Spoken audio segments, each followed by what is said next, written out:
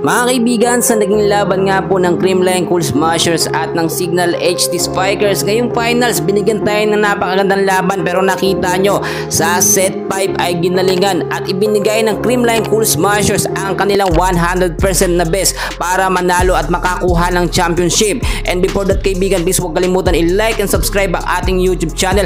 Maraming salamat po. Sa naging laban nga mga kaibigan ay very unexpected talaga, dahil akala nga po natin ay magkakampiyon itong Signal HD Spikers. Dahil sa set 4 nakita nyo very intense and crucial po, no? Muntikan ng manalo doon ng Signal HD Spikers, pero yung spirit po ng Creamline Cool Smashers na never say die, at nakita naman natin, no, ginalingan talaga. Doon nagkakaroon ng konting error sa set 1 po ang Creamline, dahil nga po, no, nung set 1 nakita natin medyo lamang po sa score. Eto nga pong Signal sa score na 21-25. Sa set 2 naman nakabawi po ang CCS sa score na 25-17. Medyo natambakan ng CCS, pero nakabawi ulit ang Signal HD Spikers pagdating ng set 3 sa score na 20-25, no. Yung first 6 lineup ng CCS mga kaibigan, yung pangmalakasan pa rin po nila, pero agad din nagpalit ang CCS pagdating nga po nakalagitnaan, no, bago matapos yung set 1. Pinagpahinga muna ilang mga player.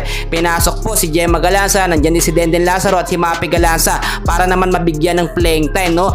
Intense and crucial po yung set 4 mga kaibigan, which is akala natin tapos na ang laban at Signal na ang magkakampyon, pero nakita nyo dulong-dulo mga kaibigan yung estratehiyang ginawa po ng CCS. Naging kalmado lamang sila at hindi sila nagpa-pressure mga kaibigan doon sa score, no, at sigawan ng mga fans.